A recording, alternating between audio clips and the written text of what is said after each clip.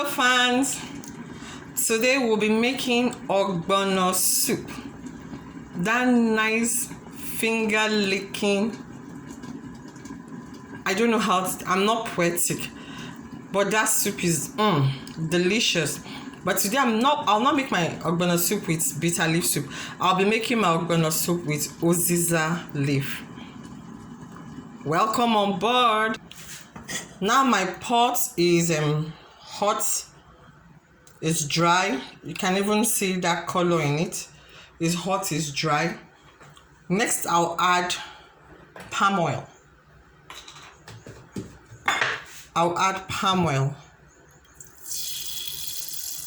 I'm just making a little soup. I'm home alone, so everyone is in school, so I'm catching my phone. But then I wouldn't want it to bleach so much. It's not as if I'm making stew with it.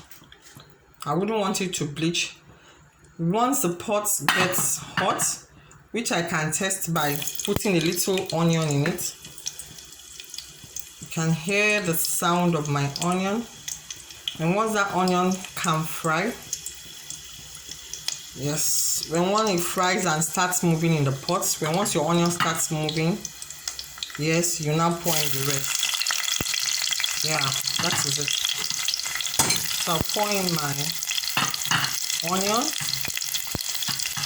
Remember, we are making Ogbono soup. See, I stirred my onions. Once your onions start looking translucent, it's okay. We don't want it burnt or caramelized. We're using it for soup. I'm going to be using 1 cooking spoon of Ogbono. This Ogbono they draw I just want small soup. My people are not around, so I'm just trying to enjoy myself. There comes that stage in one's life that you need to relax. There comes that stage in your life, you need to enjoy yourself.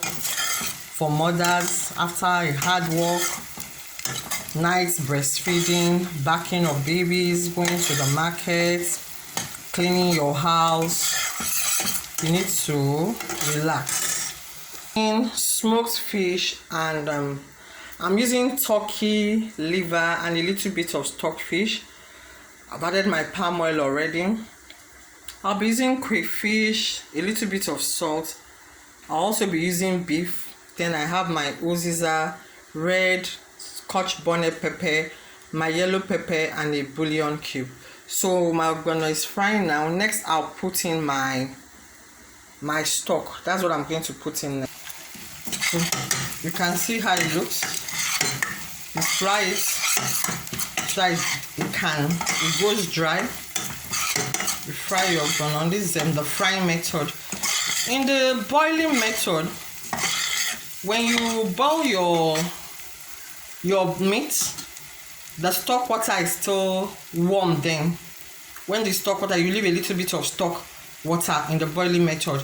Then you put in crayfish in that water, allow it to boil. When your water is bubbling, you put in your Ogbono in the boiling method. This is the frying method. You put in your Ogbono in that water, then you let it boil, and as it's boiling, you are beating it, because in that warm water, unlike this frying method, the risk of it coagulating is lesser than that one. So you keep beating it, so the Ogbono does not coagulate. Try to be free, or yes, it will flow freely. It will not coagulate, it will not like form. So in here, I'm going to pour in a little bit of water. That is my stock water, is what I'm using. Yes, I'm using my stock water because it's warm. In the steaming method, this stock water I'm adding now is what we'll have put the Ogbono into. After boiling your meat, assuming like, say this pot now is just your meat and your stock water, you will now put your Ogbono you put your crayfish first, you allow it to bubble, that's boil. When once it boils, you now put the ogbono and then you now start beating like this. You start beating. But in this case now I fried it and I put in my stock water. You can see how it looks. I just fried it and I put in my stock water. So there's no need to beat. There's no need to do that hard work in this case. So I'll just leave it and allow it to boil. So once it boils, you'll see how the ogbono will thicken on its own. You can see. That's why I like this method though. The risk of it getting coagulated is not there. You can see everything is already smooth in this frying method. So the risk of it getting coagulated is not there. You can see as it's boiling, you can see what's happening to the ogbono. It's thickening on its own. The ogbono is thickening on its own. You can see how it's looking. So next I'm going to pour in my smoked fish. Dry fish. I'm going to pour in my dry fish. If you feel it's too thick, you can add water. Soups are meant to be enjoyed. Shouldn't be too watery and it shouldn't be too thick. Soups are meant to be enjoyed. That's why they are soups. So then next I'm going to add my turkey, my liver, and not my liver, the liver of that meat I bought. So that's what you do. You can see that's our ogbono soup. Yeah, it's kicking. There's this group I belong to on Facebook, and they were asking us that when should we actually stop pouring oil? Do you measure your oil or you pour in your oil till your ancestors whisper, "Stop, my child. Stop, my child. That oil is sufficient for this pot of soup." Me, I pour my oil till my ancestors whisper new. I pour it when my ancestors tell me, that oil is enough for that size of food. At that point, I stop pouring my oil. I don't know how to say 1 cooking spoon of oil. I was brought up an African woman. Very locally brought up. So you can see my ogbono is getting thick. I'm adding all my stock, what I'm using to make the ogbono soup.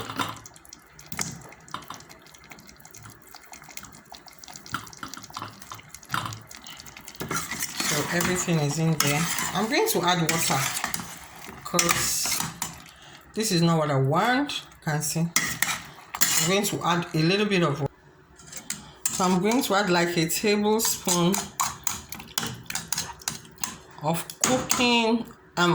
blended crayfish. Sorry there, because I'm cooking is on my mind. So I'm going to I added a tablespoon of blended crayfish. I'm going to add my bullion cube. That's 1 bullion cube.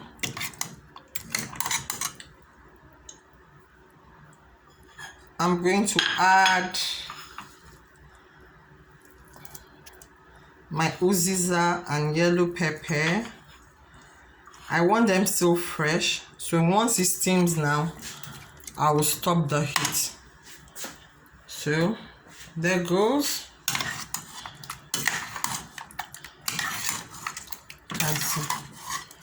I'm cooking with Uziza today.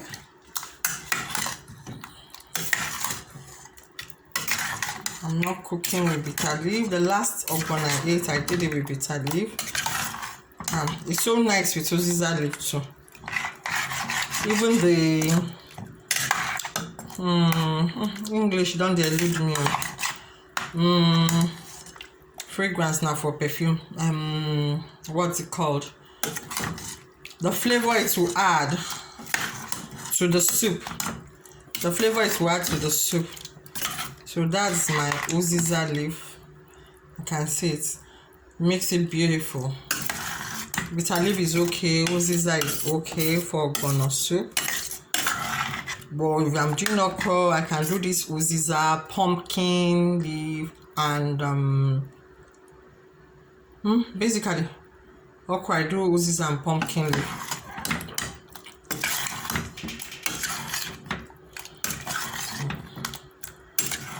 What else do you think can be added to ogbono soup? Please put it in the comment section. Let's learn from each other. What can be added to ogbono soup? What kind of stock do you prefer? I use different things. I can do beef, but right now it's just that it's recommended I be on white meat. That's why beef is nice in it to me. Goat meat is nice in it. Chicken is nice in it. I like chicken even in egusi too. Beef is nice, but today I'm doing turkey.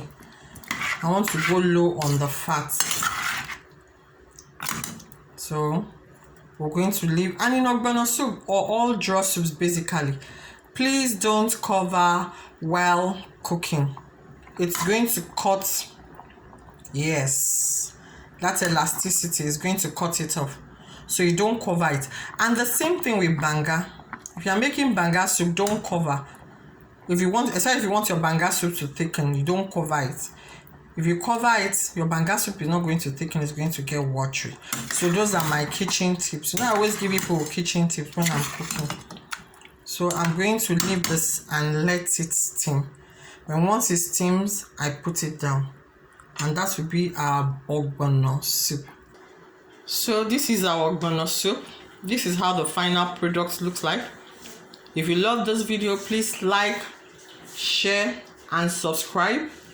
Remember, constructive criticisms are welcomed. Love you, friends and fans. I'm already licking my mouth because it's too sweet. Even the flavor, the fragrance, I don't even know what to call it. My English teacher will be upset. I've lost my English vocabulary. I don't know how my house is smelling now. I can't wait to swallow something now. Thank you. Have a nice, beautiful, blessed week ahead of you. Thank you. Don't forget to hit that subscribe button. Love you all, friends and fans. Family too. Love you. Thank you. You can see when once it starts frothing like this, just put off your pot. Your soup is ready. When once the soup is frothing like this, ogbono, just put off your pot. You even see the oil. But this one I didn't use excess oil. I was trying to watch my oil. Then just put off your pot. Thank you. Have a blessed week. Bye.